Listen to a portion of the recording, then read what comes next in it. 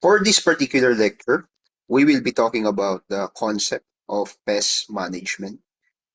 This should be a review para sa ating lahat because some of the things that we will be talking about sa topic na ito have been covered when we've talked about how to control and manage pathogens, insect pests, and other kinds of pests katulad ng weeds and vertebrate pests and mollusks.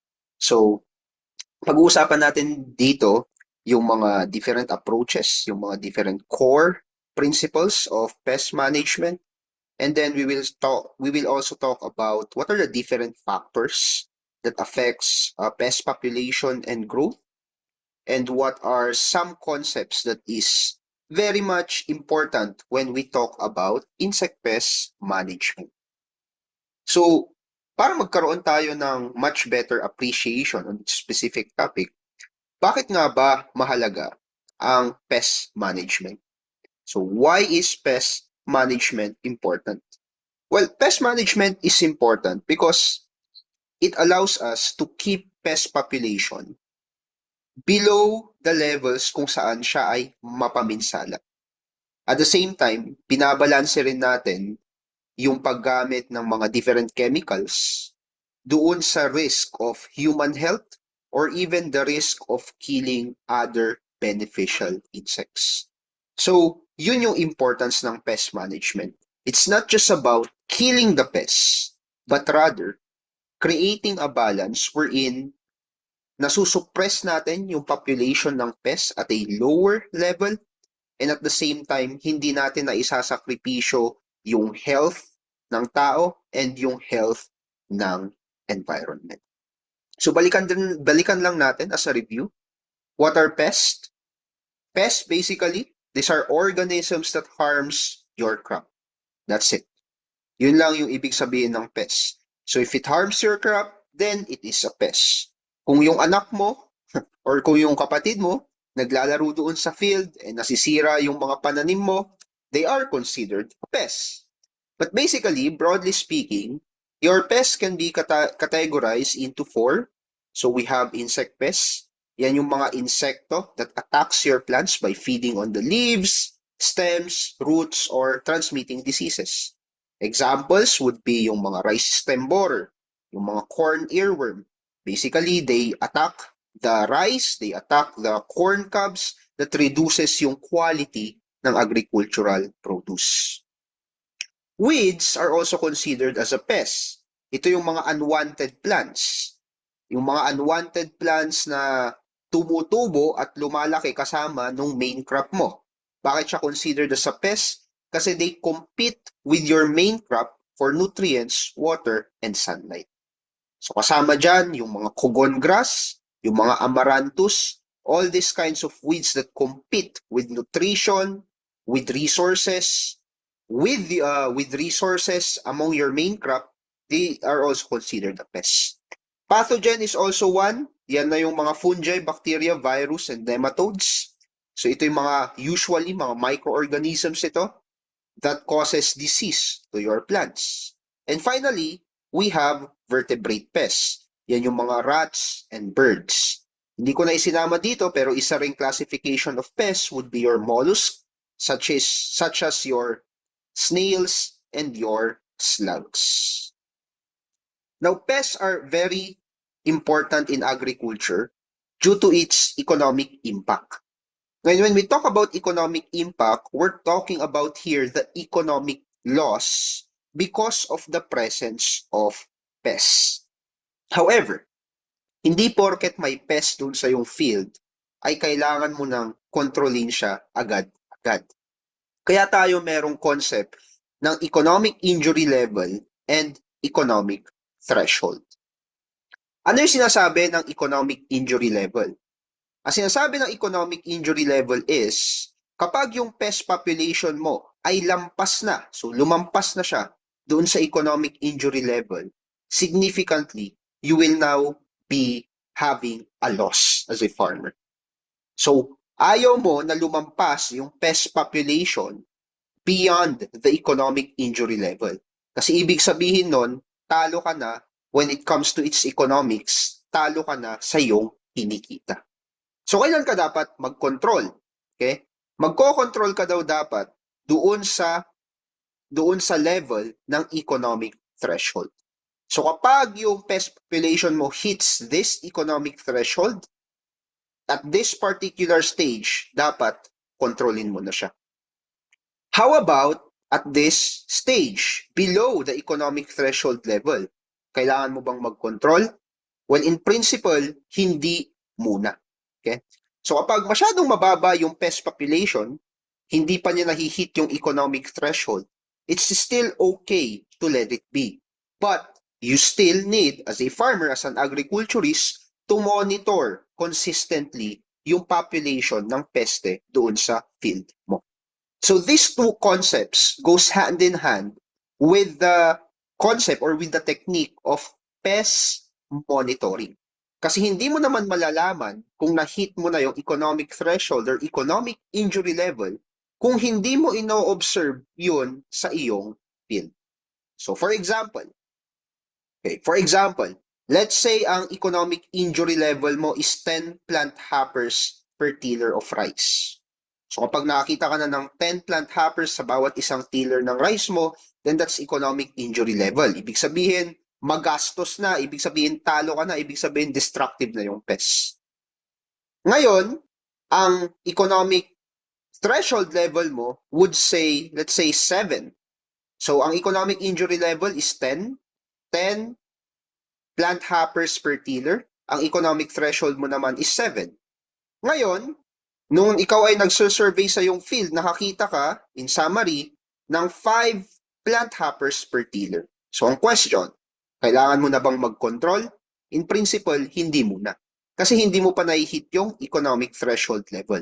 But you need to consistently monitor your farm kasi once na na-hit na niya yung 7, then doon ka na dapat kumilos. Yun yung sinasabi ng mga different concepts na ito. And basically, you have two approaches to pest management. Kung hahatiin natin yung mga different management methods, different control methods, dalawa lang yan. Meron tayong tinatawag na preventive pest management. Ang pinaka-goal nito ay para i-stop yung pagpasok ng pest or yung pagiging problema ng pest sa iyong field. Kaya nga siya preventive. So you are preventing it na pumasok sa field mo or you are preventing it na kumalat sa field mo. So what are some methods related to preventive pest management? Yun yung tinatawag nating mga regulatory measures katulad na lamang ng quarantine laws. So kapag you are careful enough na hindi nagpapapasok ng mga planting materials sa field mo, that's a preventive pest management method. Yung paggamit din ng mga resistant crop varieties is also a preventive pest management.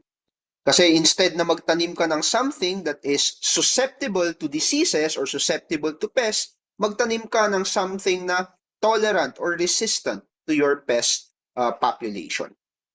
Aside from that, maintaining a good field sanitation, right? So kapag may nakita kang sakit, inaalis mo na agad. Kapag may nakita kang parts ng halaman na may sakit, inaalis mo na siya agad. So you're removing infected plants to prevent disease spread. That is preventive pest management as well. Na kapag meron kang preventive, ang kabaliktaran naman yon is yung tinatawag nating reactive pest management. So dito sa reactive pest management, usually ginagawa yan kasi yung population ng peste is nasa economic threshold level na. So kailangan mo nang mag-control. So ano yung mga iba't ibang examples dyan? We have mechanical control. Yung paggamit ng mga traps, mga barriers, or simply removing the pest kapag nakita mo sila dun sa yung field. So that's reactive pest management. Biological control is also one. When you use natural enemies katulad ng mga ladybugs na kumakain ng aphids, okay? Lady beetles na gumakain ng aphids. So that's a biocon which falls under reactive pest management. And of course, siguro yung pinaka-familiar tayo is the chemical control wherein you will now apply pesticide into your field in order to control the population of pests. So typically, if you're going to list all of the control measures, all of the control strategies, mostly magpo-fall lang siya under reactive and preventive approaches. Ngayon, on this next chapter, we will be talking about ano ba yung mga different approaches. Sabi natin, it can be divided into two, right? But later on, we'll see that the approaches can also be subdivided into 6 major approaches. So, what are the different approaches to pest management and ano yung mga different core principles of pest management? So, principle number 1 of pest management is that prevention is better than cure. Ganun din naman sa tao, di ba? Prevention is better than cure. Ayaw mong magkasakit? Ibig sabihin yan, alagaan mo yung sarili mo. Dapat may saktong tulog ka, ang mga kinakain mo are healthy, mayroon kang exercise. So you're preventing yourself from getting that particular disease. So prevention is better than cure, as applied to crop protection, is also the same. The best pest management strategy, okay, yung pinaka-the best na paraan ng pagmamanage ng ating peste is to prevent pest outbreaks before they even occur. So kasama dyan, of course, yung mga proactive, yung mga preventive measures na nabanggit natin kanina, katulad ng quarantine laws, katulad ng paggamit ng mga resistant crop varieties. Isa pang example dito is when you practice crop rotation. Kaya hindi ka lang nagmo-monocropping sa field mo, you're practicing crop rotation para maiwasan natin yung pag-build up ng peste doon sa ating field. How? Kasi kapag you are practicing, because if you are practicing crop rotation, you are also disrupting the life cycle of that pest. Another principle of pest management is what we call as economic and ecological balance. So simply put, hindi lang yung kaperahan ang tinitignan natin, but also ano yung magiging epekto ng mga different control measures na to, lalong-lalo na yung chemical measures, sa ecology or sa environment ng ating taniman. So when you are controlling this pest, it is important that you are controlling them in a way na both the economics, yung pera, and the ecology, the environment, is balanced. Kaya nga tayo may concept ng economic injury level and economic threshold level. Diba?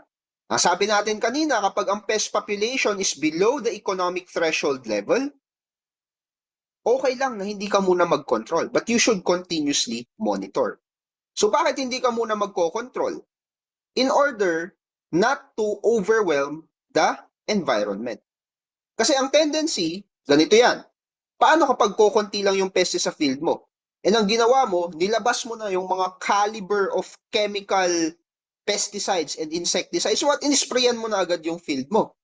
Ang maaaring mangyari doon ay, lalo na kapag gumamit ka ng broad spectrum insecticide, maaaring mamatay yung mga peste doon sa field mo, pero pwede rin na mamatay yung mga beneficial organisms. So that is not a balance, that is not balancing the ecology of your field. So you have to wait that the pest population would hit the economic threshold level before you do anything. At the same time, kapag nag-spray ka na agad-agad, kahit na mababa yung population, magastos na agad yun sa'yo.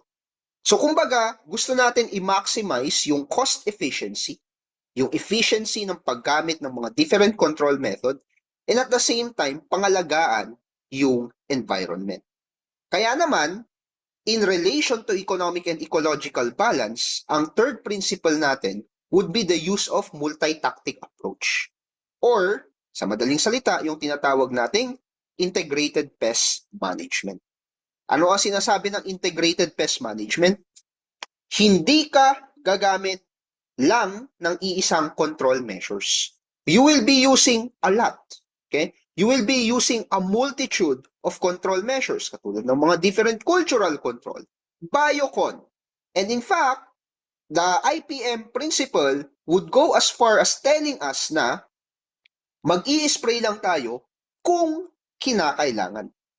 In as much as we can, hindi natin i-sprayan yung field natin, bagkus gagamit tayo ng mga different control methods that is not chemical control. And kapag hindi na talaga kaya, saka lang tayo gagamit ng chemical control. So bakit natin ginagawa yon? It's because of principle number 2. We are balancing the economics and the ecology of our field.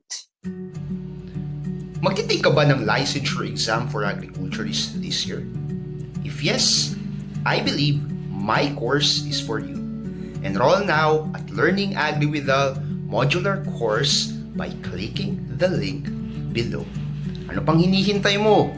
Mag-enroll ka na. Samahan kita mag-review. Bye!